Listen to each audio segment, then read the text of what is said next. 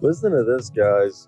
There's a growing sentiment around the league that Khris Middleton will remain a Milwaukee Bucks. And the reason why for that, it comes out from a report that we're about to read. But I've had multiple people comment on my Bucks videos saying that Khris Middleton was with Giannis and they actually sat in together with the front office when they interviewed Adrian Griffin, and they were part of the process in making the decision for Adrian Griffin. So I think that's a big part of why we're believing that Khris Middleton's staying.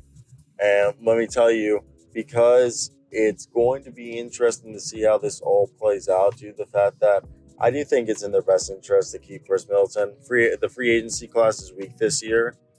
So, and it's always better to have a guy under contract that you can trade than a guy you aren't able to trade and just let him walk away for free. So this is coming from Yahoo Sports. There's a growing sense around league executives that Middleton will return to the Bucks on a long-term agreement. Another key starter, however, Brook Lopez, is a veteran free agent that has been on the radar for multiple other teams. So that makes sense right there. Somebody's got to go, and maybe they just think, hey, Brook Lopez, we like you and all that, but maybe we feel like your style isn't as advantageous as it would be in the playoffs as it is in the regular season. These are all things you got to think about. I'm not going to sit here and be like, oh, this is fact, this is fiction. It's just things you got to think about when you look at a team. I think it's in their best interest, Khris Middleton, for right now.